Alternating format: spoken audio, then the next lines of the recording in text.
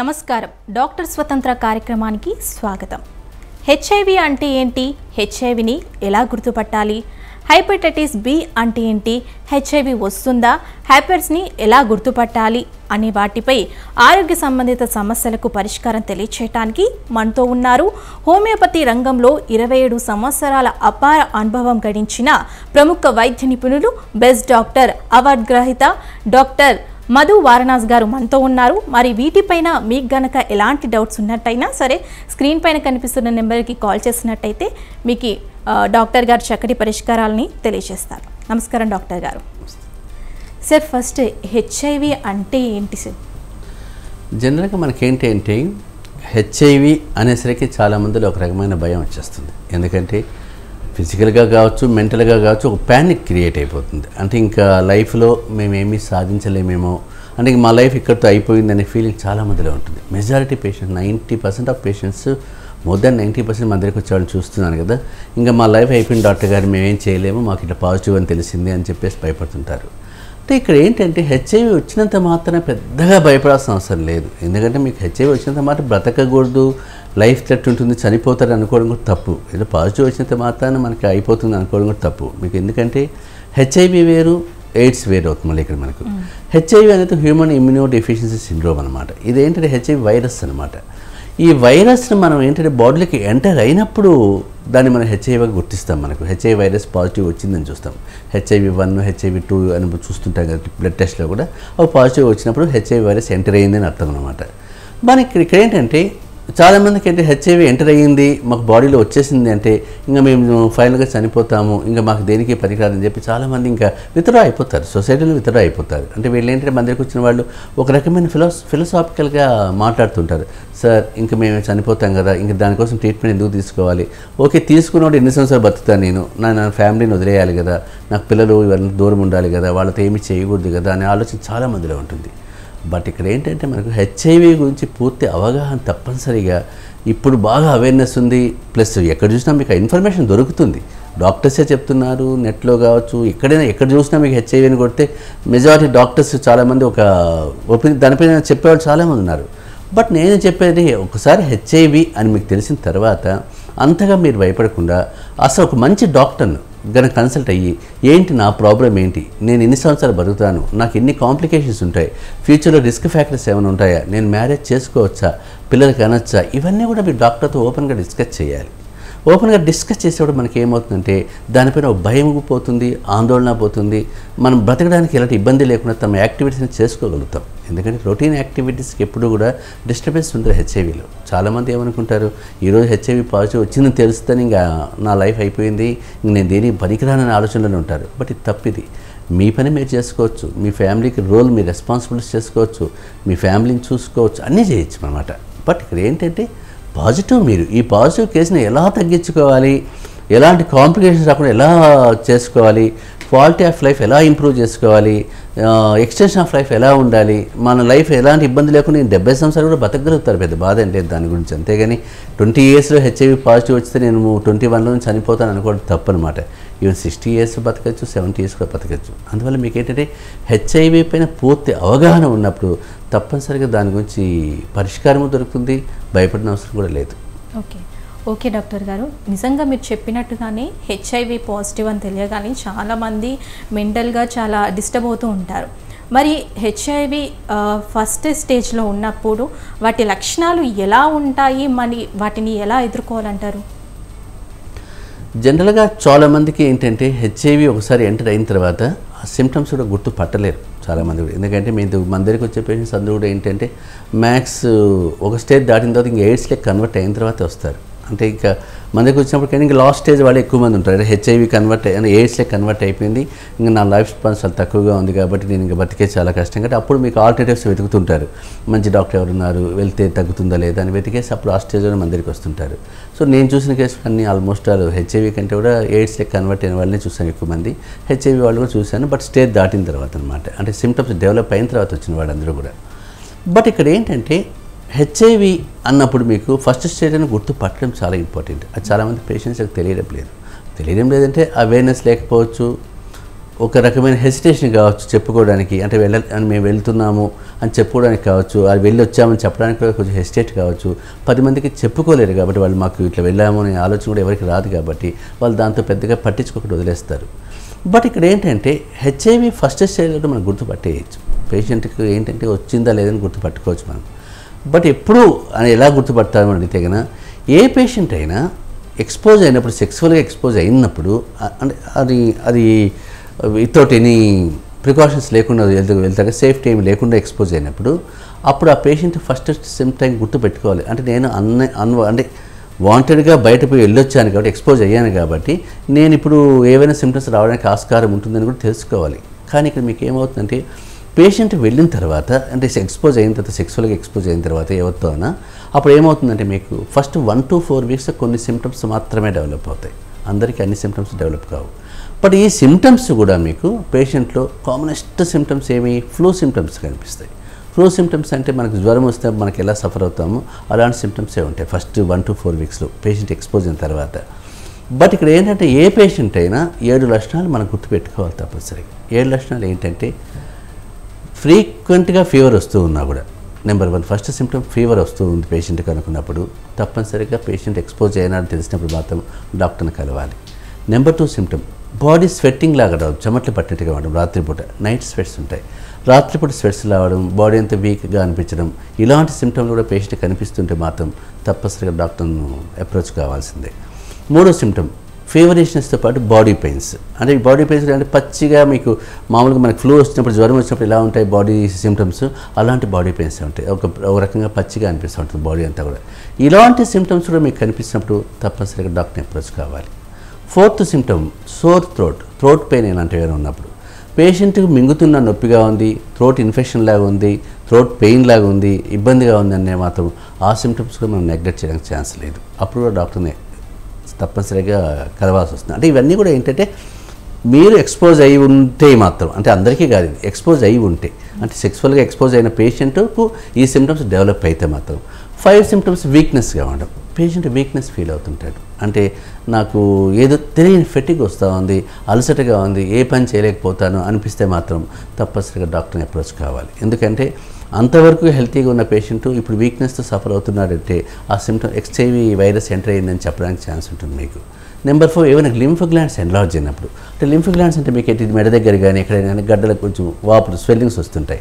ఇలాంటివి ఏమైనా పేషెంట్ కనిపిస్తే మాత్రం తప్పనిసరిగా డాక్టర్ని అప్రోచ్ కావాల్సింది. అంటే కంపల్సరీ ఒపీనియన్ తీసుకోవాల్సి వస్తుంది మీకు. దాంతోపాటు పేషెంట్కి ఏమైనా లూజ్ మోషన్స్ ఉన్నా, బాడీ పెయిన్స్ ఎక్కువగా ఉన్నా, స్వెట్టింగ్తో పాటు కూడా ఒక రకం, అంటే ఓవరాల్గా పేషెంట్ మీకు ఏంటంటే డీలా పడిపోతాడు పేషెంట్. ఆ 1 to 4 weeks ఆ సిమ్టమ్స్ డెవలప్ అయినప్పుడు ఈ సిమ్టమ్స్ అనేవి పేషెంట్ కనిపించినప్పుడు డీలా పడిపోతాడు. కానీ ఇక్కడ ఏమవుతుందంటే ఈ సిమ్టమ్స్ పేషెంట్లో ఉన్నా కూడా పేషెంట్ కేర్లెస్గా ఉంటాడు, నెగ్లెక్ట్ చేస్తాడు. ఎందుకు నెగ్లెక్ట్ చేస్తాడంటే ఏదో నాకు ఫీవర్ వచ్చింది, ఎక్కడో వెదర్ వల్ల వచ్చిందో, ఫుడ్ వల్ల వచ్చిందో, కోల్డ్ వాటర్ వల్ల వచ్చిందని కొంచెం చెప్పి పెద్ద పట్టించుకోడు. అప్పుడు ఏ పారాసిటమాల్ వేసుకుంటాడు, కంట్రోల్ అయిపోయింది, నాకు హ్యాపీగా ఉన్నాను కదా అనుకుంటాడు. అంటే ఇక్కడ ఏమవుతుందంటే ఈ 1 to 4 weeks కానీ ఏమైనా మ్యాక్సిమం 48 hours తర్వాత ఈ సిమ్టమ్స్ డెవలప్ అయినా కూడా పేషెంట్ ఏం చేస్తాడు, ఏదో ఒక టాబ్లెట్ వేసుకొని రిలీఫ్ వచ్చింది అనుకుంటాడు. అక్కడితో పేషెంట్కి ఆ సిమ్టమ్స్ స్టాప్ అయిపోతాయి. అందువల్ల మీకు ఏమవుతుంది, పేషెంట్ కూడా రిలీవ్ అయిపోతాడు. పేషెంట్ రిలీవ్ అయిపోయేసరికి పేషెంట్ ఏమనుకుంటాడు, నాకు ఇంకా ఎలాంటివి ఏమీ లేవు కదా అని చెప్పేసి ఆ పేషెంట్ ఆ స్టేజ్ నుంచి 2nd స్టేజ్కి వెళ్ళిపోతాడు. ఇంకా అంటే దీన్ని మనం అక్యూట్ స్టేజ్ అంటాం. ఫస్ట్ స్టేజ్ అనమాట దీంట్లో మీకు. ఇక్కడ ఏంటంటే పేషెంట్కి ఎక్స్పోజ్ అయిన తర్వాత ఫస్ట్ అక్యూట్ స్టేజ్ అంటాం, ఎక్స్పోజ్ అయినప్పుడు వచ్చే సిమ్టమ్స్ కాబట్టి ఎలాంటి పేషెంట్ అయినా ఈ సిమ్టమ్స్ కన్నా మీలో కనిపించాయి, ఫస్ట్ వెళ్ళినప్పుడు నాకు ఎక్స్పోజ్ అయినప్పుడు ఈ సిమ్టమ్స్ ఉన్నాయని మీరు అనుకుంటే మాత్రం తప్పనిసరిగా మీకు మంచి డాక్టర్ని అప్రోచ్ కావాల్సి వస్తుంది. అప్రోచ్ అయినప్పుడు మీకు ఏమవుతుంటే ఛాన్సెస్ ఉంటాయి. ఎందుకంటే ఈ కేసులో మీకు ఏమవుతుందంటే 24 hours లోపల కానీ వెళ్తే కానీ పోస్ట్ ప్రొఫిలాక్సిస్ డోస్ ఒకటి ఇస్తారు అల్లోపతిలో. సో పోస్ట్ ప్రొఫిలాక్సిస్ డోస్ కూడా వాడాలి మీకు తప్ప. వాళ్ళైతే ఇంకా 10 to 24 hours లోపలే పేషెంట్ దగ్గర వస్తే చాలా మంచిదని కూడా చెప్తుంటారు. హోమియోపతి కూడా ప్రొఫిలాక్సిస్ డోస్ అని చెప్పలేం, కానీ ఇమ్యూనిటీ బూస్టర్స్ లాగా ఇచ్చుకోవచ్చు మనం. అలా అంటే మీకు ఏమవుతుంది, మీకు ఏదైనా సరే ఒక మంచి డాక్టర్ని కన్నా మీరు కలిస్తే కన్నా అవసరమైతే ప్రొఫిలాక్సిస్ డోస్ కూడా వాడుకునే ఛాన్స్ ఉంటుంది మీకు. అందువల్ల ఎప్పుడైనా ఈ కంప్లైంట్లో ఈ 1 to 4 weeks ఎక్స్పోజ్ అయిన తర్వాత మీకు ఈ సిమ్టమ్స్ కనిపిస్తున్నాయంటే మాత్రం తప్పనిసరిగా డాక్టర్ని అప్రోచ్ కండి, నెగ్లెక్ట్ చేయొద్దండి. ఈ స్టేజ్ చాలా ఇంపార్టెంట్ స్టేజ్ అవుతుంది మనకు. ఓకే, మరి ఈ హెచ్ఐవి వచ్చినప్పుడు మేల్లో లక్షణాలు ఎలా ఉంటాయి, ఫీమేల్లో లక్షణాలు ఎలా ఉంటాయి అంటారు డాక్టర్ గారు? అంటే మీకు ఇక్కడ ఏంటంటే చాలామంది పేషెంట్స్లో తెలియంది ఏంటంటే సిమ్టమ్స్ మాకేమీ లేవు కదా, ఎందుకు వెళ్ళాలి అనుకుంటుంటారు మీరు. సో సిమ్టమ్స్ లేనప్పుడు మనకి పేషెంట్తో మాకేముంది డాక్టర్ని కలవడానికి అంటారు. బయట ఎక్స్పోజ్ అయినంత మాత్రాన్ని వచ్చిందని రూల్ ఏముంది అనుకుంటారు. అంటే ఇక్కడ వెళ్ళే పేషెంటు వాళ్ళు ఏంటి నోన్ పర్సనా, అన్నోన్ పర్సనా, ప్రాసిక్యూటా, మల్టిపుల్ పార్ట్నర్స్ ఉన్న పేషెంట్ అమ్మాయి లేడీస్ దగ్గరికి వెళ్ళారా అనేది కూడా చాలా ఇంపార్టెంట్. అక్కడ చాలామందికి అది తెలియక ఏమవుతుందంటే ఎక్కడికి పోయినా మాకు ఎందుకు వస్తుంది అనుకుంటారు. మీకు చాలామంది పేషెంట్స్ వెళ్ళే వాళ్ళు కూడా ఎలా ఉంటుంది, ఒక ప్రాసిక్యూట్ దగ్గరికి వెళ్ళొచ్చు, మల్టిపుల్ సెక్సువల్ పార్ట్నర్స్ ఉన్న లేడీస్ దగ్గరికి ఎక్కువగా వెళ్తుంటారు కాబట్టి వాళ్ళకి చాలా కంప్లైంట్స్ తెలియవు. అందుకే మీకు మేల్లో కూడా ఏ సిమ్టమ్స్ వస్తాయి అనుకున్నప్పుడు ఇప్పుడు మీకు నేను చెప్పిన 7 సిమ్టమ్స్ కూడా మళ్ళీ అక్కడ మేనిఫెస్ట్ అవుతుంటాయి మీకు. అంటే కామన్గా మనకు మేల్స్లోకి వచ్చేసరికి ఏమిటి, యూరిన్లో మంట కావచ్చు, బర్నింగ్ కావచ్చు, వీక్నెస్ కావచ్చు, ఫీవర్ కావచ్చు, బాడీ పెయిన్స్ కావచ్చు, నైట్ స్వెట్స్ కావచ్చు, గ్లాండ్స్ ఎన్లార్జ్మెంట్ కావచ్చు, ఫెటిక్ కావచ్చు, టైర్డ్నెస్ కావచ్చు, థ్రోట్ పెయిన్ కావచ్చు, ఇవన్నీ కూడా సిమ్టమ్స్ మేల్లో కూడా కనిపిస్తుంటాయి మీకు. అంతేగాని నేను వెళ్ళాను కదా నాకు ఇమీడియట్గా ఎయిడ్స్ వచ్చేసింది కాబట్టి నాకు అన్నీ కనిపించేస్తాయి అనుకోని అవసరం లేదు. ఈ సిమ్టమ్సే మగవాళ్ళు కనిపించే ఆస్కారం చాలా ఉంటుంది మీకు.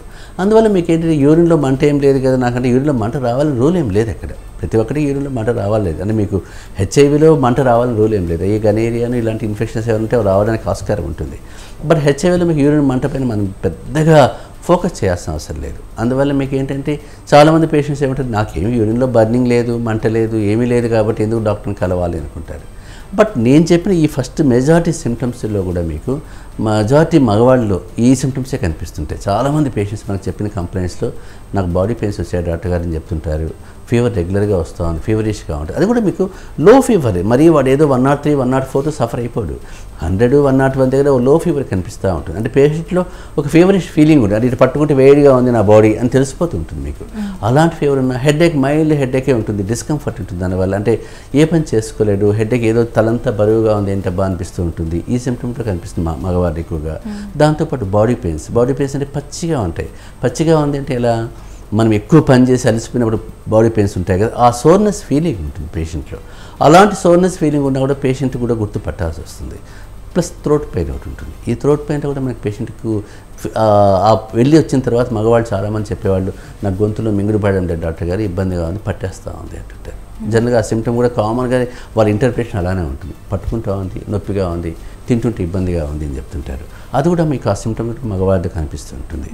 నైట్ స్వెట్స్ ఉంటాయి. నైట్ స్వెట్స్ అంటే మీకు రాత్రిపూట చెమటలు పడుతుంటాయి. మనమంతా మామూలుగా ఉన్నామనుకో, ఆ హెచ్ఐవి ఎక్స్పోజ్ అయిన పేషెంట్కి చెమటలు పడుతుంటాయి. మనకు చల్లగా ఉంది బాడీ, నాకు మామూలుగానే ఉంది కదా నీకెందుకు రాని పక్కన వాళ్ళ హాస్టల్లో ఉంటారు కదా వీళ్ళంతా కూడా, వాళ్ళు అడిగినా కూడా ఇతనికి ఒక్కడికి చెమటలు పడుతుంటాయి. అంటే ఆ స్వెట్ అతను బట్టలు తీసేసి నాకు దుప్పటి కప్పుకో, నేను చాలా ఫ్రీగా కావాలి, ఏసీ వేరే నాకు చాలా ఇబ్బందిగా ఉందో, ఫ్యాన్ వేరే ఇబ్బందిగా ఉందో చెప్తూ ఉంటారు. అంటే ఇక్కడ మీకంటే ఆ పీర్స్, ఆ పక్కన ఉండే వాళ్ళ క్లాస్, వాళ్ళ బ్యాచ్, హాస్టల్ మేట్స్ కానీ ఫ్రెండ్స్ కానీ గుర్తుపట్టచ్చు ఆ అబ్బాయికి ఎక్కడ ఉంది అనేది. కానీ చాలామంది అక్కడ గుర్తుపట్టరు కాబట్టి. సో ఈ సిమ్టమ్స్ అన్నీ కూడా మనకు మగవాళ్ళకి కనిపిస్తుంటాయి. సో మగవాళ్ళు ఈ లక్షణాలు ఉన్నాయంటే మాత్రం తప్పనిసరిగా డాక్టర్ని అప్రోచ్ కావాలి. ఓకే డాక్టర్ గారు, మనకి కాలర్ ఉన్నారు, కాలర్తో మాట్లాడి కంటిన్యూ చేద్దాం. హలో హలో నమస్తే అండి, మీ పేరు? వంశీ గారు, ఎక్కడి నుంచి కాల్ చేస్తున్నారండి? మచిలీపట్నం. ఓకే అండి, డాక్టర్ గారు ఉన్నారు, మాట్లాడండి. చెప్పండి. సార్ నేను వంశీ సార్, మచిలీపట్నం నుంచి కాల్ చేస్తున్నాను. ఓకే. మా అన్న మా వదిన ఇద్దరు ఎగ్స్ పోయారు సార్. ఇద్దరు పోయి కూడా నీళ్ళు అవుతుంది. ఓకే. వాళ్ళు చిన్నప్పుడు వాడు ఒక బాబు, అప్పటికి మేము చిన్నప్పుడు టెస్ట్ చేస్తే ఎటువంటి ఎగ్స్ లాంటిది ఏం లేదు అని చెప్పారు అతను. అంటే మేము అప్పుడు మా అన్నయ్య అతనికి 5.5-6 సంవత్సరాలు ఉన్నాయండి. అతనికి ఇడిగా అయిపోయి ఉన్నాడు, సంబంధాలు చూద్దాం అనుకుంటున్నాము. ఇప్పుడు అతనికి ఎయిడ్స్ ఉండే అవకాశం ఉంటుందంట. కనుక ఒకసారి టెస్ట్ చేస్తామంటారా, ఏమైనా మందులు వాడమంటారా, ఎలా ఉంటుంది ట్రీట్మెంట్ తీసుకోమంటారా, అంటే పెళ్లి చేసే ముందు ఏమైనా ట్రీట్మెంట్ తీసుకోవాలా, టెస్ట్ అంటారా సార్? అంటే మీరు కొంచెం క్లారిటీ తక్కువ వస్తుంది నాకు చెప్పడంలో. సో జనరల్గా పేరెంట్స్కి ఏమైనా హెచ్ఐవి ఉండి ఆ ఎయిడ్స్తోనే చనిపోయారని ఏమైనా అనుకుంటే మాత్రం తప్పనిసరిగా పిల్లలకి ఉంటే పిల్లలకి టెస్ట్ చేయాల్సి వస్తుంది. పిల్లలకి ఏమైనా పాజిటివ్ ఉందని చూడాలి. సో పిల్లలకి టెస్ట్ చేసినందుకు పాజిటివ్ ఉంటే మాత్రం ట్రీట్మెంట్ తీసుకోవాల్సి వస్తుంది కంపల్సరీ, మర్చిపోకూడదు. ఎందుకంటే మీకు ఆల్రెడీ చిన్నప్పటి నుంచే సఫర్ అవుతుంటారు కాబట్టి ట్రీట్మెంట్ తీసుకుంటే కరెక్ట్గా దానికి లైఫ్ స్పాన్ మనం పెంచుకుంటూ పోవచ్చు. ఎందుకంటే చాలామంది పేషెంట్స్ ఆ ఒక్క విషయం తెలియక పిల్లాడి గురించి పట్టించుకోలేకొనుకొని మధ్యలో చాలా ప్రాబ్లమ్స్ వస్తుంటాయి, ఇన్ఫెక్షన్స్ వస్తుంటాయి, పిల్లాడు తట్టుకోలేడు. అందువల్ల మీకు 5 years 6 years అన్నారు కానీ క్లారిటీ సరిగ్గా వినిపించలేదు నాకు. బట్ వాళ్ళ పేరెంట్స్కి హెచ్ఐవి ఉందని చెప్పారు కాబట్టి సో పాసిబిలిటీస్ కూడా ఆస్కారం ఉంటుంది కాబట్టి ఎందుకంటే అంటే ఆ హెచ్ఐవి వచ్చిన తర్వాత పిల్లాడు పుట్టింటే మాత్రం పాసిబిలిటీ ఉంటుంది. అంతేగాని రాకముందుగానే పుట్టింటే అదృష్టం బాగుండి ఎలాంటి ఇబ్బందులు రాదు. బట్ పాజిటివ్గా ఉన్న తర్వాత కానీ వాళ్ళు ప్రెగ్నెంట్ అయ్యి కన్సీవ్ అయితే మాత్రం వచ్చే ఆస్కారం ఉంటుంది కాబట్టి అప్పుడు ఒకసారి టెస్ట్ చేయించుకోండి. టెస్ట్లో పాజిటివ్ ఉంటే కనుక ఒక మంచి డాక్టర్ని కలవాలి తప్పనిసరిగా. కలిస్తే కనుక వాళ్ళ ఒపీనియన్ తీసుకొని దాన్ని బట్టి ఫర్దర్ ట్రీట్మెంట్ తీసుకోవచ్చు. ఈవెన్ మీకు అల్లోపతి వాడుతూ కూడా హోమియోపతి దగ్గరికి వస్తే మాత్రం దానివల్ల ఇంకా ఇమ్యూనిటీ లెవెల్స్ పెంచుకుంటూ వెళ్ళచ్చు. కాబట్టి మీరు ఒకసారి కనుక్కొని ఎవాల్యుయేట్ చేసుకోండి ఉందా లేదా అనేది చాలా ఇంపార్టెంట్ అవుతుంది. అంతేగాని నెగ్లెక్ట్ చేసి వదిలేసామనుకోండి పేషెంట్ రిస్క్లో పడే ఛాన్స్ చాలా ఉంటుంది. ఓకే డాక్టర్ గారు, మనం హెపటైటిస్ గురించి మాట్లాడుకుంటున్నట్టయితే హెచ్ఐవి అండ్ హెపటైటిస్ బి ఉన్నప్పుడు హెచ్ఐవి ఎందుకు వస్తుందంటారు, వాటి గురించి తెలియచేయండి.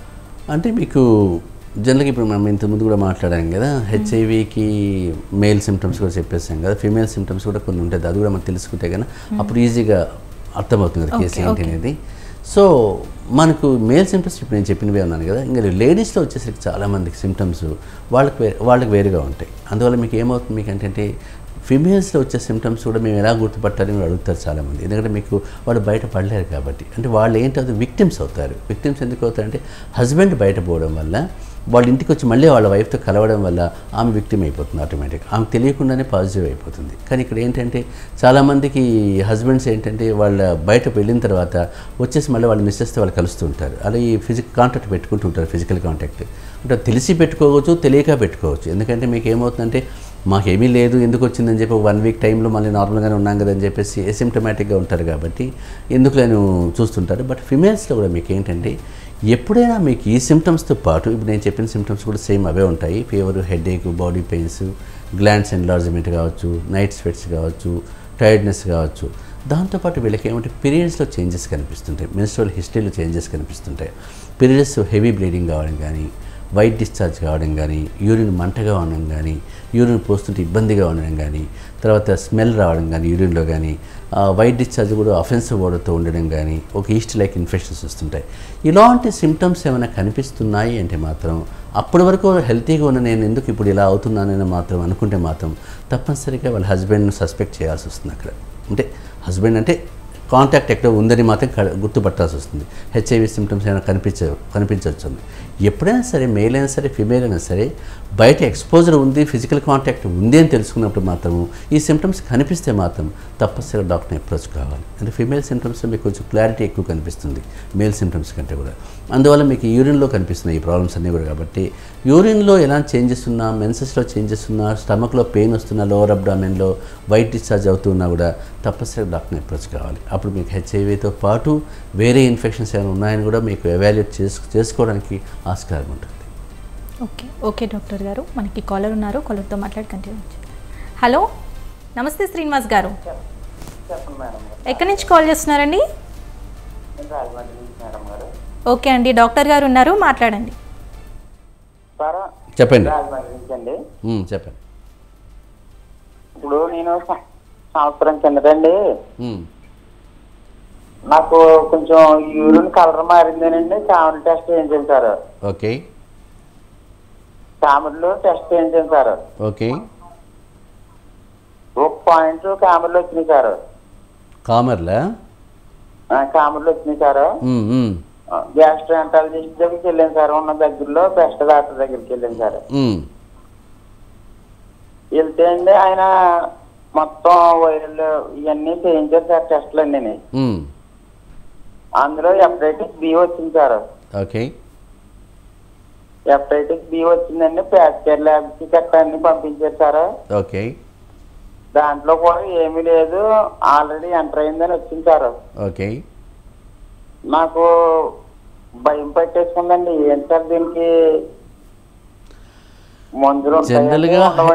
ఓకే, మీరు చెప్పేది అర్థమైంది. హెపటైటిస్ బి పాజిటివ్ ఉంది అన్నంత మాత్రాన మనం భయపడాల్సిన అవసరం లేదు. ఏదో మనిషికి చనిపోతాం ఈరోజు అనే ఆలోచన ఏమి ఉండదు మీకు. ఎందుకంటే ఒక్కొక్క పేషెంట్ బట్టి ఉంటుంది. కొందరికి ఆల్కహాల్ ఎక్కువగా తాగే వాళ్ళకి ఇబ్బందిగా ఉంటుంది. కాబట్టి మీరు ఆల్కహాల్ ఎక్కువ తాగుతుంటే మాత్రం మానేయడం చాలా మంచిది. ఆల్కహాల్, స్మోకింగ్ కంట్రోల్ చేయాలి, అది ఇంపార్టెంట్. హెపటైటిస్ బిలో కూడా మీకు పాజిటివ్ వచ్చినంత మాత్రం భయపడాల్సిన అవసరం లేదు, కానీ వైరల్ లోడ్ ఎంత ఉందో చూడాలి.